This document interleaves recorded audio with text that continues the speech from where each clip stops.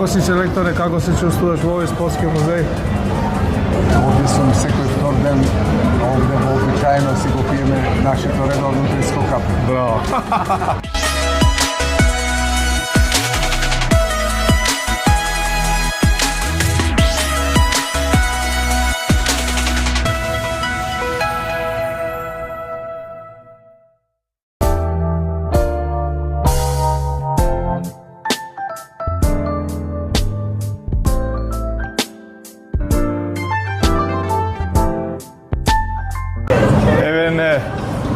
На еден од амбиентите, од копијат амбиент во Бир Гарден, со нас е селекторот на одбојкарската репрезентација Јошко Миленковски, кој го стави својот подпис на ова, да кажам, историско знаме со подпис на нашите спортски легенди од минатото, од сегашноста и веројатно и некои понуди кои ќе доаѓаат.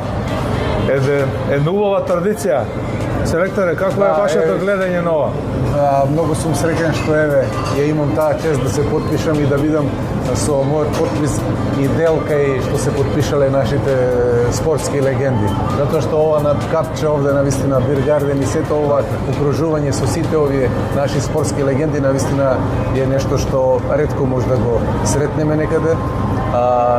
И посебно ме радува фактот што сме денеска тука и што можеме да го снимиме овој чин. Вака, мене како што ме држи меморијата, не сум баш од најмладите, сите овие легенди кои ги имаме, почнувајќи, ајде ќе почнеме од фудбалот, Дарко Панчев, Горан Пандев, па преку кошарката Перо Антич, стрекометот Кире Лазаров, борењето Шаман Трстена, одбојката Јошко Миленковски. Ти ми доаѓаш некако помеѓу повозрастните постар. Може ли да чуеме колку години е Јошко со одбојката веќе? Вака, округло. Ова година ми е година на мојот јубилеј, 50 години во одбојката. И моите почетоци беа уште 1975-76 во екипата на Нико Доага во Крушево, каде што сум Чекај, ова значи Јошко е у топ 3 ки биде или у топ 5 по 50 години јубилеј без прекин во одбојкарскиот спорт. Од 86-та ја започна својата тренерска кариера во работнички и ова година ми е 40 години тренерска кариера, исто така без ниеден ден прекин во мојата тренерска кариера. Значи, овој јубилеј 50 години. Подписот тежи 50 години. 50 години јубилеј во одбојкарскиот спорт. Јас како што се сеќам, Шаман Трстена е 40 години, го поврзано со медалот, со олимпискиот медал. Затоа што е помлад, јас сум веќе 66 години. Добро. Значи од мојата 15-16 годишна возраст кога започнав до денес точно 50 години. Добро, во оваа прилика како дел од YouTube каналот Доргутов заедно со Наташа, сакаме малку и да најавиме и за нашата публика и за нашите гледачи, а и за одбојкарскиот свет една убава емотивна одбојкарска приказна која се случуваше во Струмица далечните 90-тите години. Не можам точно на годината да се сетам, е ирелевантно. 97. Ете, ти поубаво се сеќаваш од мене. Салата во Струмица беше полна, емотивна приказна, да не ги откриваме деталите. Игравме со Грција, во едни тогаш помалку, ајде, условно кажаме, проблематични односи. Дали прифаќаш да видиш дел од оваа приказка, малку да не освежиш? За задоволство, ќе видам на располагање, ќе видам ваш гост. Ти благодарам што прифати. Уште една честитки до менеджментот на Бир Гарден, до сите овие спортисти и спортски имиња кои го даваат, условно кажам, на својот придонес да се овековечи ова спортска убавина на нашите македонски простори. Така. Еве во Бир Гарден, во Diamond Mall, во еден спортски амбиент, убав, една работа на која сите се радуваме. Со нас се две познати личности од одбојкарскиот свет, многу актуелен момент за нив и за нас и за целата јавност.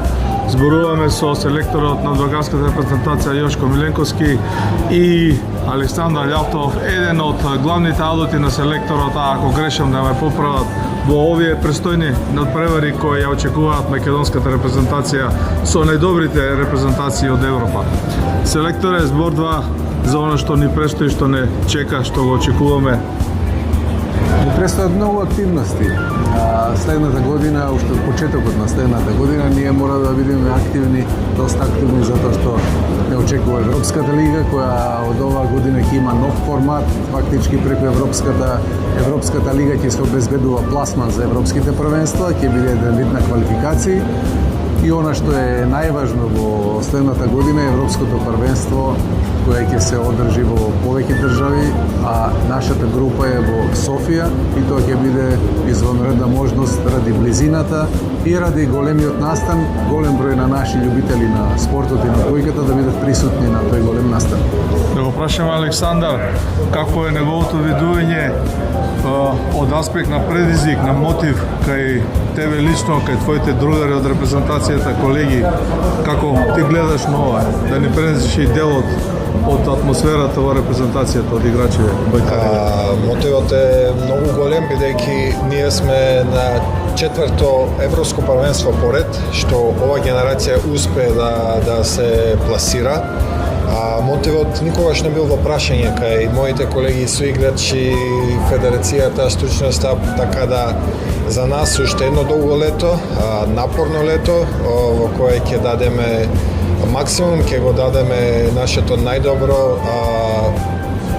кроз тренинзите и кроз утакмиците, како што рече селекторот, не очекува долго лето, имаме Европска лига, има некои промени, опет таа Европска лига ќе бидат следните квалификации за Европско првенство, така да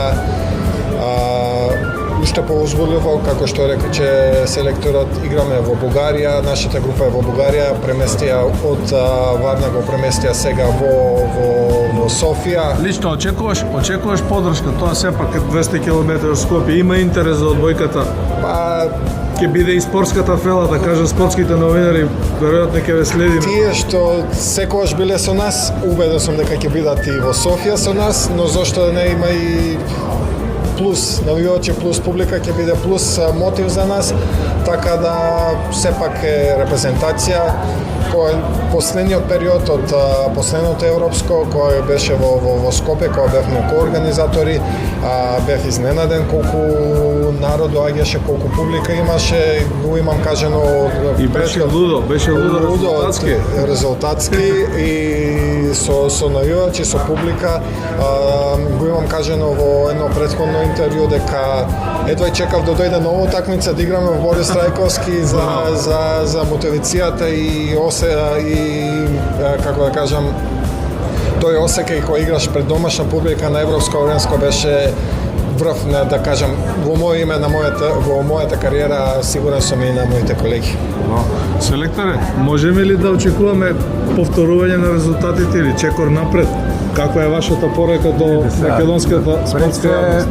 Пред се Европската лига ќе биде потврда на уште еден можеби пласман на следното европско првенство и овие квалификации преку Европската лига, верувам дека тоа може да ни го овозможат, а квалитетот кој го поседуваме ветува дека може да се направи уште еден голем резултат и веќе во мај или во јуни следната година ќе знаеме можеби дали сме учесници и на 5-то европско првенство поред. Што се однесува до самото европско првенство, групата е една од најтешките. Играме со домаќин од Бугарија, играме со Полска, играме со Португалија, со Украина и со Израел. Репрезентации кои се од самиот европски врв. Нема да биде ни малку лесно и затоа, како што рече Јавтов, летото ќе биде долго, топло, пеколно, затоа што не очекуваат долги припреми, голем број на контролни надпревари, за да европското првенство го дочекаме во најдобра можна форма и евентуално да постигнеме уште еден вреден резултат. Продукција Скок, YouTube канал Доргутов, на двајцата ви посакува успех и добри резултати, да не израдувате сите нас, а и една порака до нашата јавност да се игра на 4-то, 5-то европско првенство во еден спорт, како што одбојката е навистина, па би рекол дури и раритет и малку повеќе од успех. Да дадеме подршка, да го направиме сите тоа што можеме и да очекуваме вие да ни вратите со резултат. Се надевам, така е. Како до сега ќе дадеме се што можеме, ќе оставиме срце на терен, резултатите ќе покажат колку сме направиле, така да фала ви на поканата, фала ви на интервјуто, па се гледаме, се надевам за убави прилики да зборуваме за пето европско. Чилве Господ и двајцата, поздрав до вас, секој е добро, посекуваме успех и остануваме на линија со нашите одбојкари во ова топло и долго жешко одбојкарско лето, кога одбојкарската мрежа нема да мирува.